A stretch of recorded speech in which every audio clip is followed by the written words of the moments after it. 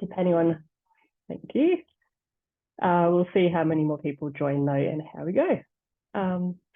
So we've got 3 speakers today. We're going to be focusing on step 4 of the conservation standards, so analyse and adapt. And it's really, you know, the critical part of the conservation standards and adaptive management around closing the loop and really taking those learnings to reflect on them and then adapt plans.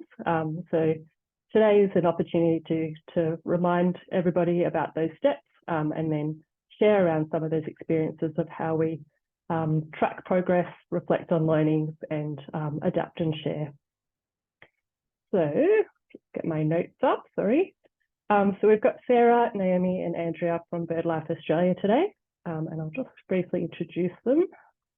So Sarah Pearson has been working with the conservation standards since joining BirdLife Australia in 2019. And firstly, through the development of an urban bird conservation plan, and then as coordinator of the King Island Conservation Action Plan. Sarah also does a lot of work supporting adoption of the conservation standards broadly across BirdLife Australia. She has strong experience in strategy and planning and is now working supporting the implementation and tracking of BirdLife Australia's 10-year conservation strategy. We've got also 2 other speakers from BirdLife Australia. So Naomi, hi Naomi, I haven't met any of you, so hello. Naomi is a PhD graduate in ecology and is employed as the project coordinator for mallee and woodland birds at BirdLife Australia. Naomi is passionate about conservation, ecological research, animal welfare and two-way science. She works collaboratively with groups, building capacity, bringing together the social, economic and environmental aspects of biodiversity conservation. And finally, we've got Andrea Fulligar from BirdLife Australia also. Hello, Andrea. Andrea has 10 years of environmental industry experience, including 4 years in consulting and 2 years with the Queensland Government.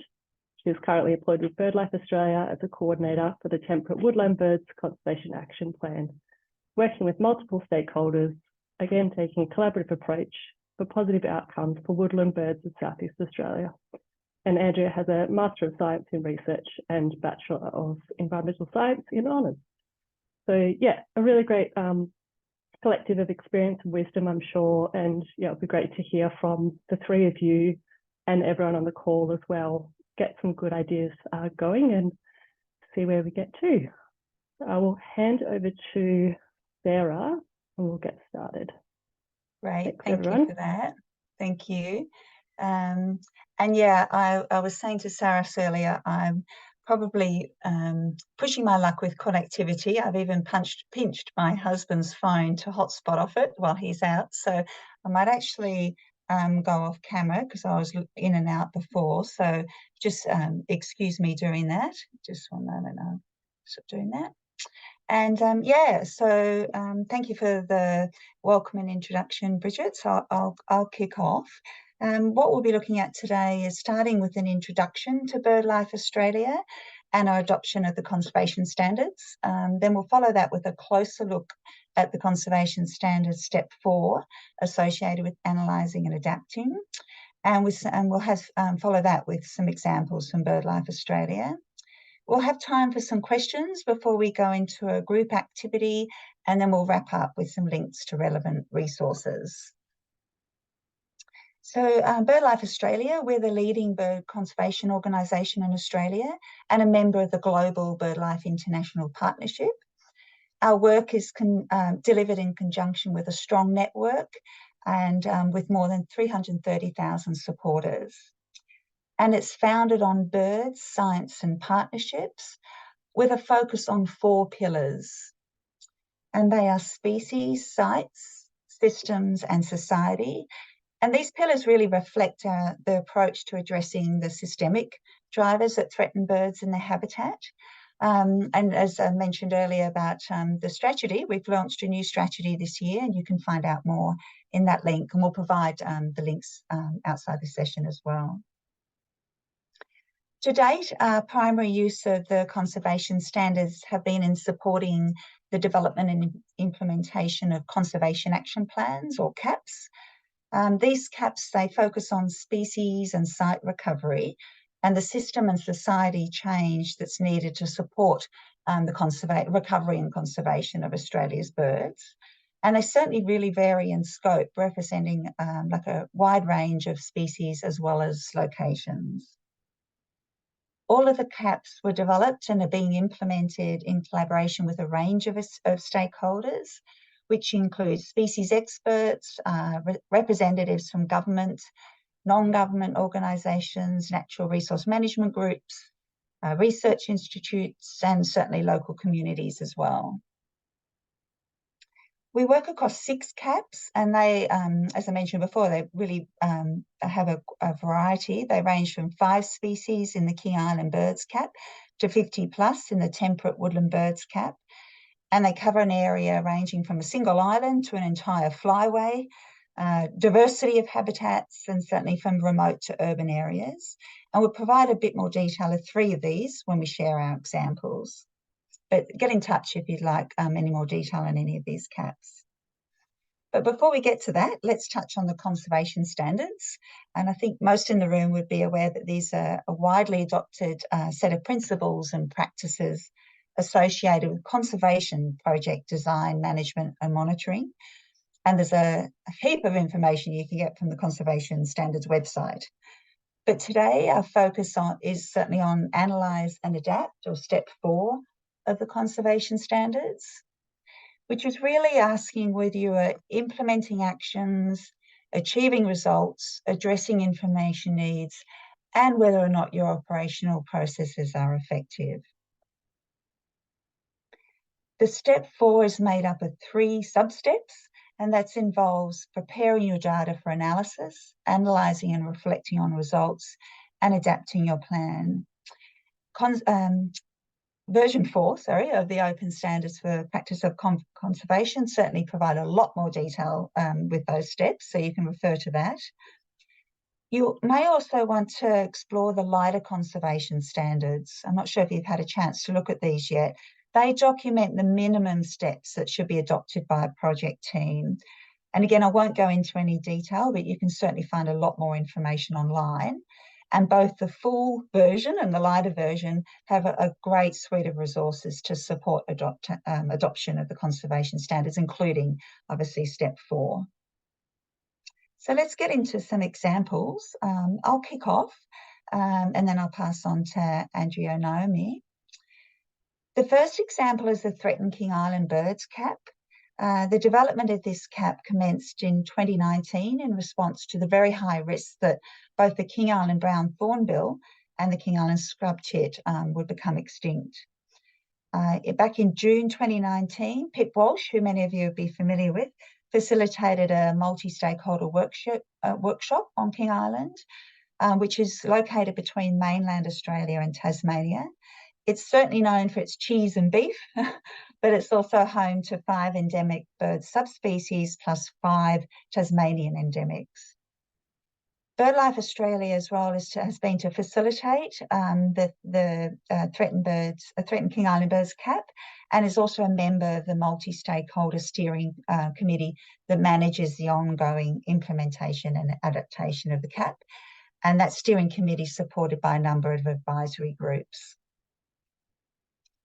A review of the CAP was first undertaken last year, 2022, and the initial focus was on the targets or the species and the threats to those species. The review coincided with the release of the Action Plan for Australian Birds, which comes out every 10 years. So the status of the CAP species, along with an assessment of their threats and recommended actions that are documented in the Action Plan, inform that review of the targets. And the steering committee's science advisory group played a really key role in this aspect of the review. Based on the findings in the action plan and interpretation, etc., by the science advisory group, 3 additional King Island subspecies were added to the CAP, being the King Island black currawong, green rosella, and yellow wattlebird. In addition, based on the threat assessments within the action plan, 1 additional threat and associated management actions were incorporated within the CAP relating to nest hollow competition, which is specific to the green rosella. So with a sort of combining the review of the targets and a look at the threats, we also revisited the situation or the context in which the conservation actions of King Island threatened birds are occurring. In turn, with all that combined, the 6 strategies within the CAP and the associated activities within the work plan were updated. And this is a very brief snapshot of the 6 strategies. But additional outputs of the process included updated communication products for decision makers and the general public, and sharing of new information with the King Island community. Finally, as part of the review, we looked at the CAP processes and practices themselves. And for that, we used the Conservation Standards Audit Tool. And although the audit tool covers all steps of the conservation standards, I've just done a snip here for step 4, but you can access the complete tool via the link. This element of the CAP review identified opportunities for us to improve the CAP's operational plan. As a result, we developed a very comprehensive funding strategy. We refined our advisory groups, and we drafted position descriptions for CAP coordination and project management and delivery to help us with project proposals and long-term funding asks. And that was all with view to improving sustainability of the CAP. Since last year, or during last year, there was a significant increase in bird and habitat survey effort on the island. New data arising from those surveys will certainly be used to inform CAP strategies and activities into the future. So that's me. I'm actually going to stop sharing because I had a little bit of a problem with the link for Andrea's work. So Andrea, if you're happy if I stop sharing here and if you can bring that up, that would be great.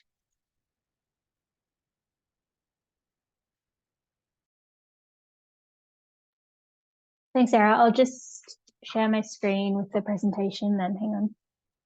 Thank you.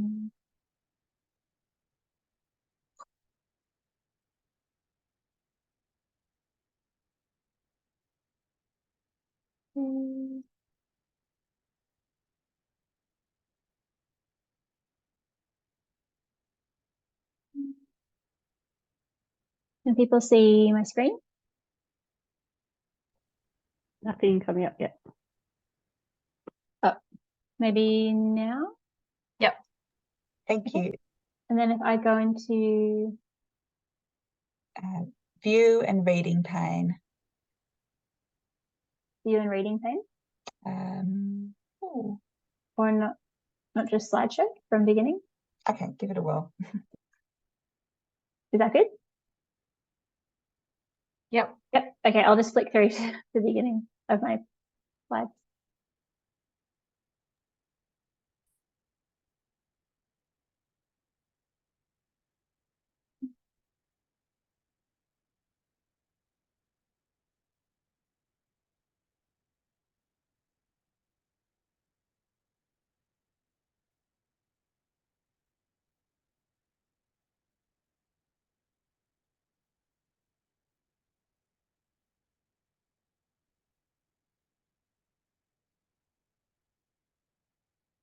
There's a bit of a delay. We'll get there.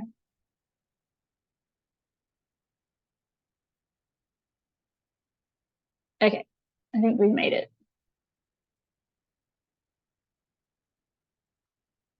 Okay, thanks for waiting. Thank you for the introduction. My name's Andrea. I've been working for BirdLife this last 3 or so years. And in that time, I've been coordinating the Woodland bird CAP predominantly. So I kind of came into the fore just before the finalized version was made. So I helped with, I guess, publishing the final version. But prior to that, there had been probably 3 years of planning with partners across Southeast Australia. So a lot of input and effort has been put into developing this plan. And we're now kind of approaching the 5-year review point. So I guess the angle I'm coming from today is at the very beginning of a potential review process in the next year, rather than reflecting on a review. So that's kind of the perspective I'm coming from today. So first of all, I'll just provide a bit of an overview of the CAP itself. So the CAP is huge in area, stretches across the southeast mainland, including eastern Tasmania. And this area was selected based predominantly on the distributions of 51 threatened or declining woodland bird species. And the whole aim of this plan was to try and find a more collective way to monitor and to address key threats to these woodland bird species. Those of you in Victoria will be aware of the threatened Victorian woodland bird community, but certainly the community across the southeast, or the different communities, many of those species are threatened. The pictures I have on the right are just some of the flagship species that represent 10 functional groups. So the way that this CAP has been structured is to address these key threats for woodland birds by categorizing 51 species into 10 different functional groups. And then from there, the results chains are structured around 10 management interventions that address threats for some or all of those functional groups. So these groups include ground foraging species like bushstone curlew and diamond firetail. They include mistletoe specialists like painted honeyeater. We've got pouncing robins, shrubby understory specialists like speckled warbler, bark and foliage gleaners like the brown tree creeper, which has just recently been uplisted to nationally vulnerable. 40-spotted pardalote, which represents arboreal insectivores, barking owl for nocturnal carnivores. And then we've got swift parrot representing hollow-dependent species, and red-tailed black cockatoo. This is the southeast subspecies for seed-eating parrots. So some groups, like the shrubby understory specialists, have up to 10 or 12 species, whereas others just have the one. And I guess I can talk more about that later. But the idea there is that by grouping species, we can have actions that will benefit suites of species rather than just the one. And I suppose also from a funding perspective, that's smart as well. So this just provides a bit more of an overview of what I mentioned. So you'll see the 10 functional groups on the left there. And then basically the results chains, which are those 9 management interventions. And the most focus that we've given at the moment, given that the CAP is so huge, we did a bit of a priority or a prioritization session with partners when the CAP was first released, and partners agreed that the focus should be on protect priority areas, engagement, the wider community, and also restoration. And these areas were selected mostly because those 3 interventions best represent actions already happening on the ground that can be kind of easily expanded upon. So it seemed like a good starting point. And they also tended to be, in particular, protect priority areas. That's something that is obviously going to benefit all species right from the get-go, rather than something a bit more specific, say nectar feeding, expanding nectar feeding, which may only benefit, say, half the cohort of woodland bird species in the CAP. So I guess I just wanted to share with you today a process we went through recently with the steering committee, and we asked partners, some of which are represented down below, how has the CAP helped or influenced your current or future projects within your organisation? And we asked this question because firstly, we wanted to really see how much of an impact the CAP had at that more regional scale. And then secondly, to just drive a bit more, like it was a nice way, because a lot of these meetings are held online, to try and easily engage partners and provide a bit of a platform for people to be able to share their thoughts more easily than often there can be that struggle to to share if it's just an online platform, and which has often been the case since COVID, unfortunately. So we use Miraboard, and I guess the easiest way is just to exit this and go here. So this is the Miraboard that was set up, and essentially we asked the question about how the CAP has influenced organisational projects, and we structured this table into our functional groups on the top here: ground foragers, pouncing robins, etc. I'll just zoom in a little bit, and then down this side we put our management interventions, and those ones highlighted yellow are the ones that I mentioned earlier as priorities for the last 3 years or so. So it was an interesting exercise. We organised post-it notes for comments into states and asked for people to provide projects that were relevant, and it was just like a good kind of discussion platform. And the idea here is that we can use this type of material when we go about the review process, just to understand where current effort is and where it isn't. So that was one exercise we did, and the other exercise was completing a health check board. This Miraboard, by the way, is able to be shared with partners all the time, so you can always come back in and just add notes after the meeting as well, which some people have done. But the idea here was to kind of, as a preliminary review, ask people how they thought the CAP is going, from what is working, what hasn't been working, what could be done differently, and what should be done next. And I guess what I found most interesting, and going back to some of the steps from the Analyse and Adapt conservation standards step, was thinking about how we can adapt the plan in its current form to something that is perhaps a bit more practical. Right now, the CAP is a pretty long document and perhaps more wordy than it needs to be. And there's been quite a few comments asking whether or not the CAP could operate more from a ground up approach. So at the moment, the CAP encompasses multiple states over a very large geographic area, and it's called an action plan. But in fact, another way of redesigning it would be to see it from a more ground up perspective, as a framework that local groups could draw on when they then decide to put together an action plan.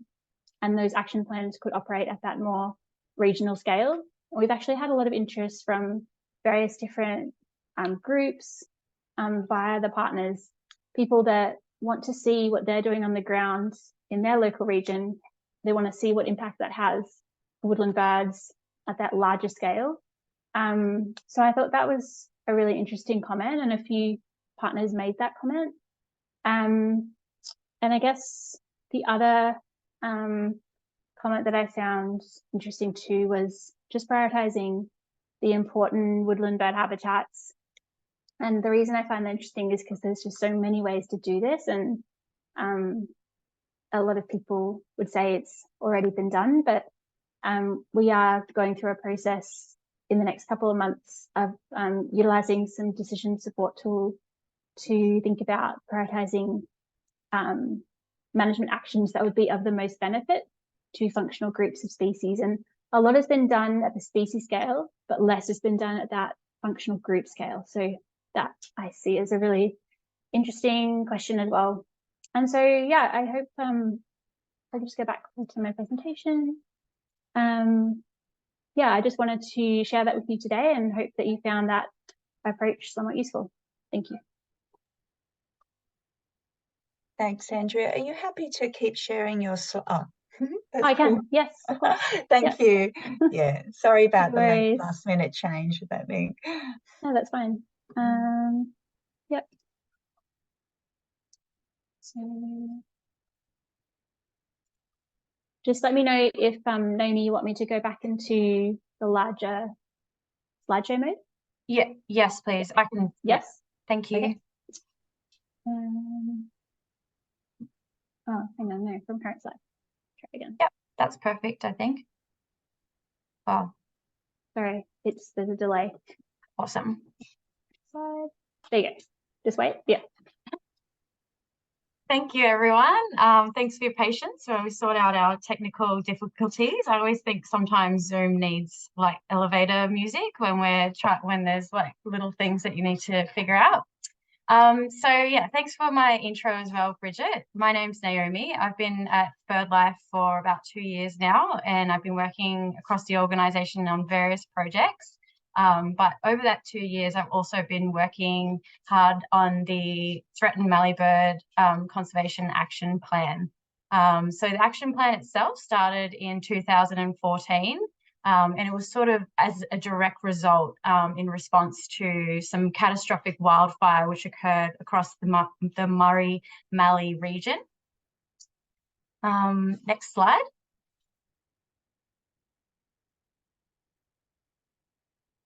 Thanks, Andrea. There we go. Yep. So the scope of the cap on the left there, so there's a little map there of the semi-arid Murray-Mallee bioregion, and it actually covers 3 different states, so Victoria, New South Wales, and South Australia. And I guess it's quite a challenging region in that it receives very sparse rainfall. It's very spatially and temporally distributed in terms of, I guess, the water and other resources. So it's a complicated area, and it becomes even more complicated when it's sort of managed by 3 different states as well. So it's a great challenge as well, I will say. We have 8 different targets, and each of them are a threatened species, and most of which are mallee dependent. So they're endemic to that sort of area, and we don't really see them outside of the mallee at all. Next slide. So a little bit of history, like I said, the first version was sort of created in it was ratified in 2015 after that year-long process of assessing the different targets. And if you've been through that process, it does take a little while. And in its lifetime, it's actually gone through 3 different iterations. So every 3 to 5 years, we have gone back through those conservation standards and reviewed and adapted as appropriate. So we're at our 3rd edition now, which is close to being published. And you can see just by having a look, I guess, at that table that unfortunately the number of targets and the number of threats have increased over time. Next slide. So today, there's lots I want to talk about to the mallee cap, because like I'm saying, it's a very interesting area, but I will just focus on one aspect that, as coming from an ecology background into a conservation action planning sort of framework, I find is really interesting, and that's sort of around monitoring. So when we talk about monitoring for conservation action plans, in my mind, there's various ways, but there's 2 main ways to sort of monitor the success of your cap. The first one being sort of the overall success, looking at maybe, for example, the number of strategies or activities that have been completed.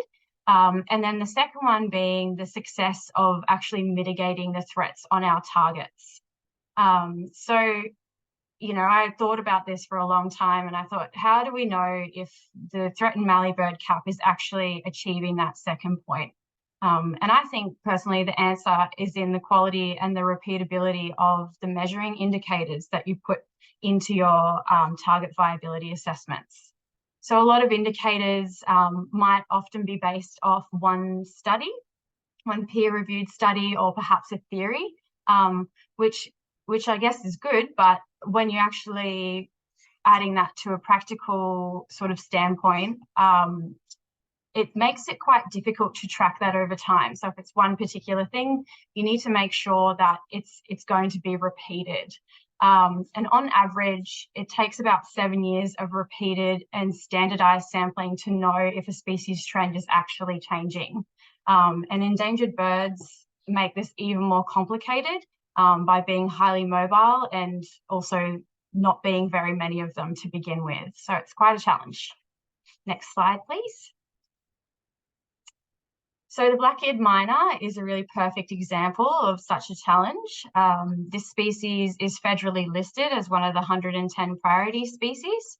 And it is because their populations are so low. And the reason being is that black-eared mynas can interbreed with another species called yellow-throated mynas. They're very similar.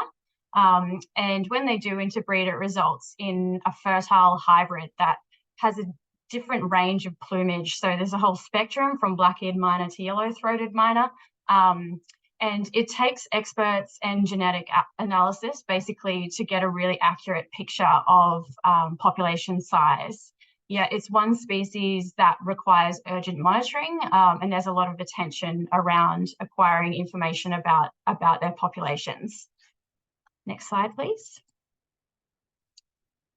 So the second edition, when the steering committee went through the expert elicitation and review, it was flagged that a lot of the species, including the black-eared myna, and due to, I guess, the ecology of the Murray-Mallee bioregion being so spatially and temporal in different sort of resource patterns, so rainfall, and due to that, it makes the most sense to sort of have a look at subpopulation trends rather than having a look at the population trend as a whole or population size.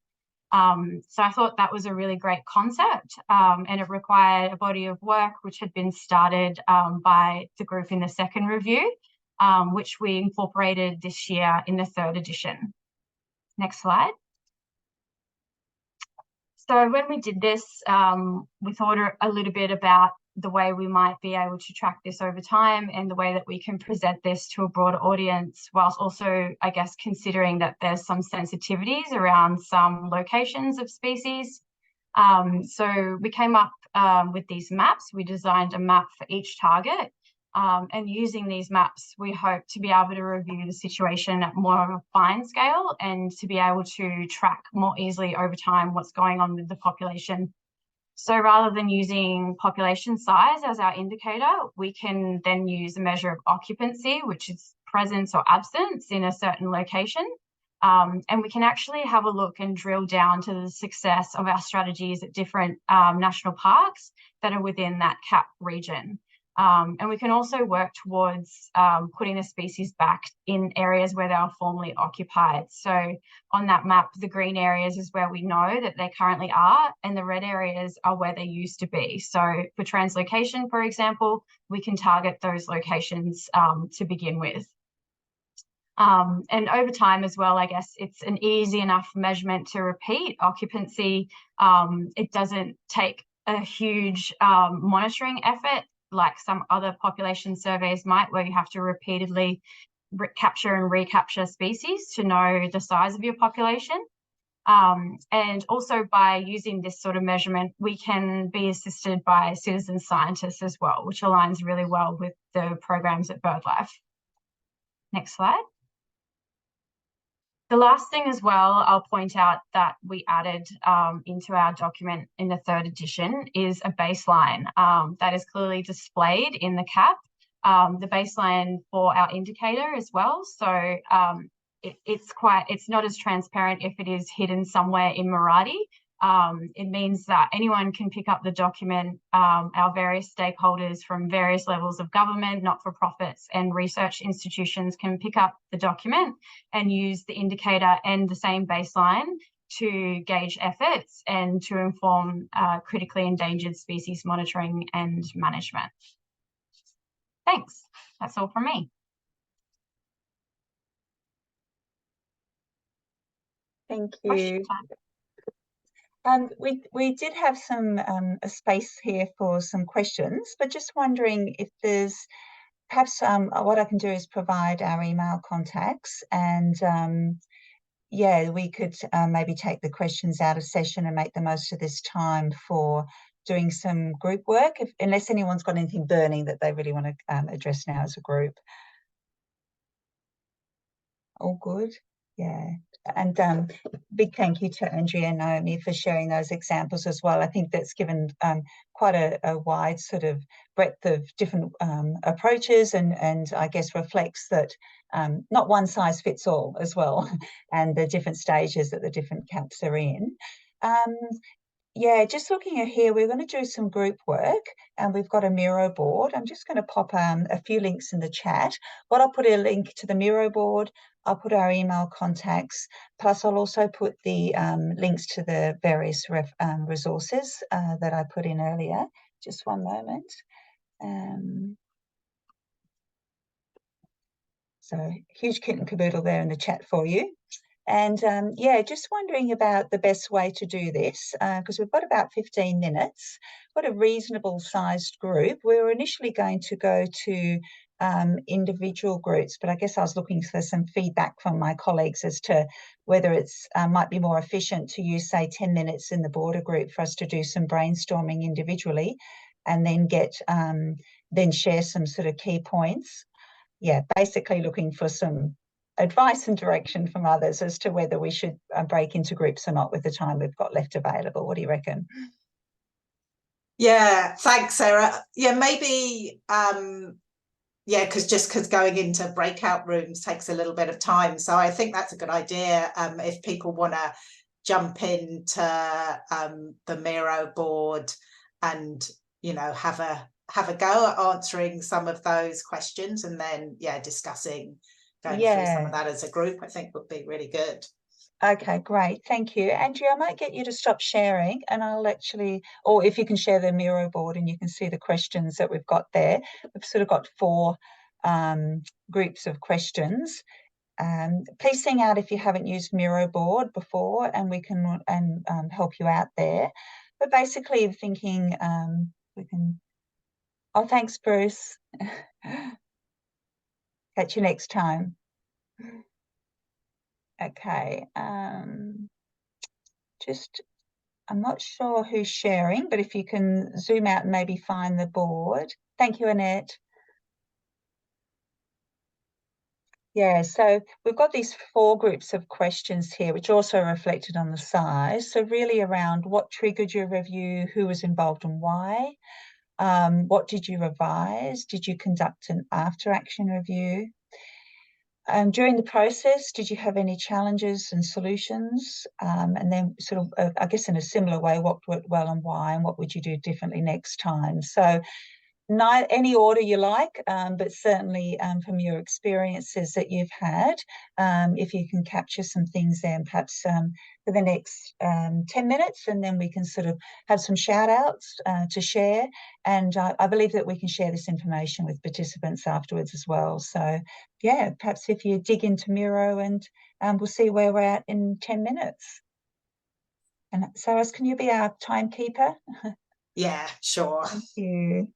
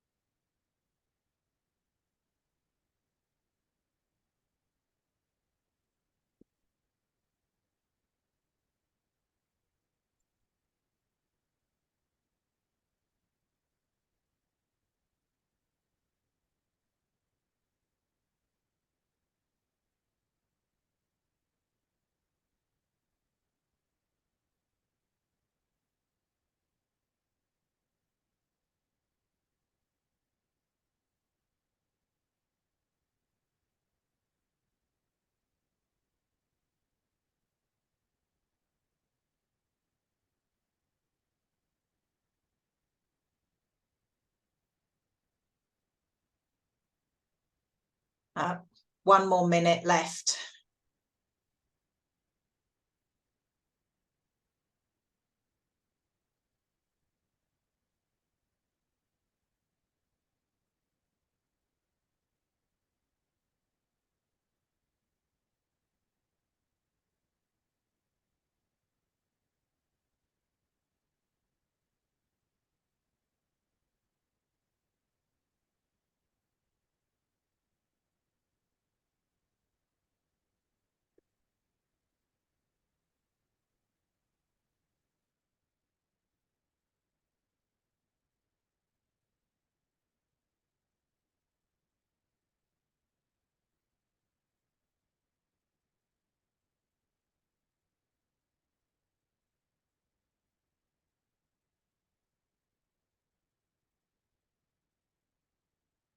Okay, that's 10 minutes up. If people are ready to share, I'll let Sarah manage that.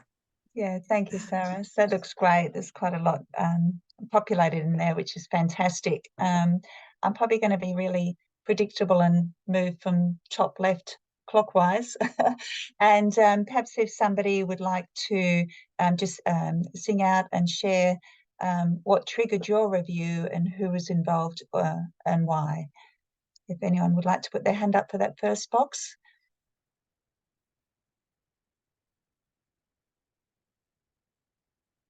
Any takers?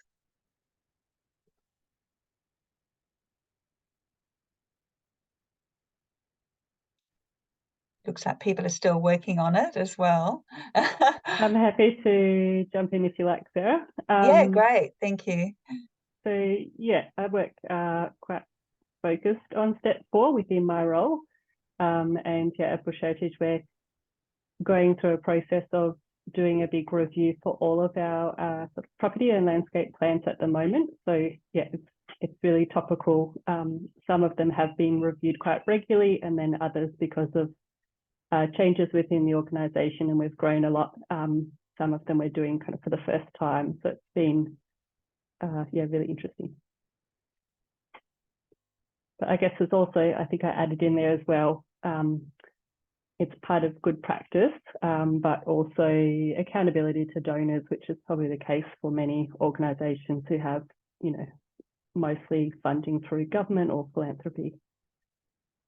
Great, thanks, Bridget. Might move around the boxes and see if we have any more time. So somebody else like to comment on, based on your review, what did you revise, and did you conduct an after action review? Anyone like to put their hand up there?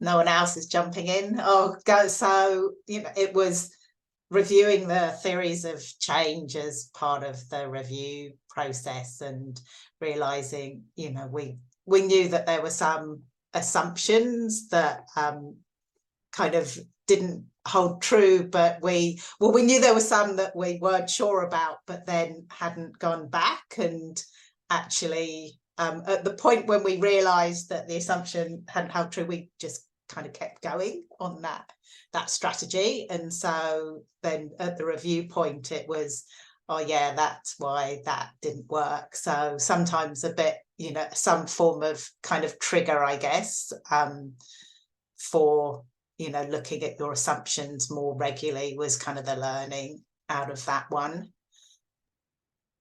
Thanks, Harris. And that, yeah, that's a good reminder about, you know, testing those links in the results chains, isn't it, in terms of the assumptions that the outcomes are going to occur. So thank you. The next one being around what worked well and why, or what would you do differently next time? Quite a few things in there. Can we have somebody share their experience? Sorry, Sarah, I just wanted to ask a question in relation to that last one. Yeah. So someone's put a sticky note on the overall strategy moving from individual projects to a landscape approach, which is interesting to me because it's kind of the opposite to what perhaps the Temperate Woodland Bird Cap will be doing. Or at least, you know, the cap might become more of a framework, and then we'll have action plans at that more local scale. So I'm just interested to hear from the person that wrote that, as just to hear an example. Oh, yeah, sure. So this is actually about a project that I was working on with another organisation, and they had taken very much like the kind of species and habitats and had like quite a large number of projects. And so one thing is that they just weren't getting through or being able to deliver all the strategies, like they were rather over ambitious, but also they kind of weren't linking those projects up at a higher scale. So they then sat down and still worked on those, or they adjusted them slightly, but worked across a landscape and had them like joined up, looking at more the habitat and the threats around that, rather than like just working on individual species. Bridget, did you have your hand up there? Yeah, I do. Just having a look, there's quite a few people who are interested, I guess, in the after action reviews, and I'm interested to hear the one down the bottom, whoever put that one, Natalie, it might have been you.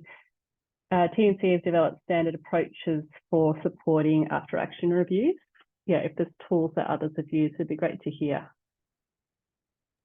Yep, that was me. So I've been part of our, over the last couple of years, team that's looking at TNC's organisational approaches more broadly, and one of the tools they have developed is just, they're calling it a retrospective tool, but it's specifically for sort of supporting an after action review, and it's set up structure in Mural so that others can use it. So I think I'm pretty sure I can share that, so I'll get the links from the person who's developed that and share them with the network.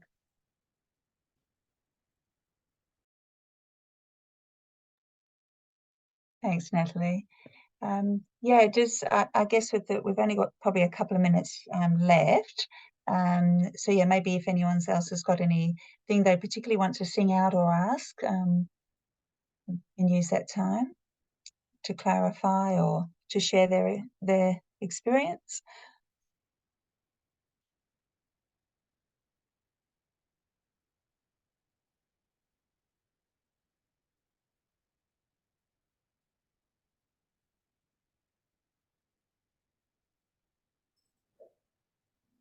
I have a question.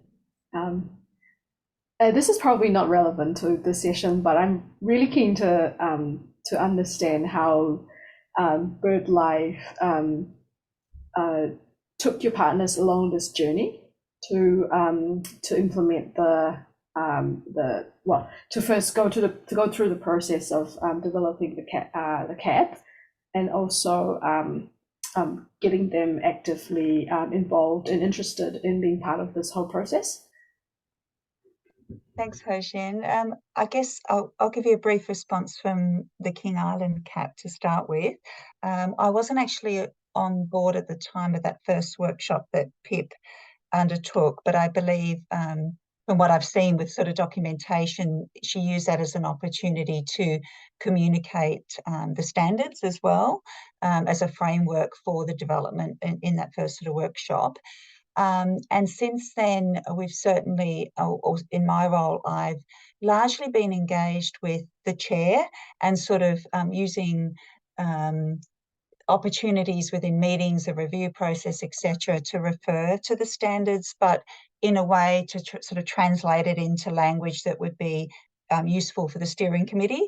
And yeah, I think I put a comment in there about having a conservation standards champion within the group, and using that to sort of figure out the best way to engage the group, and not to my experience is not to get too prescriptive around the language and things when depends on the activity, but looking at the outcome. That's been my experience, but I'll just pass to the other two, Naomi and Andrea, if they've got anything to add there.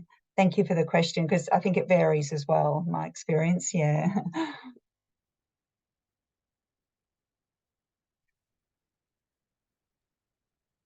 I'll jump in.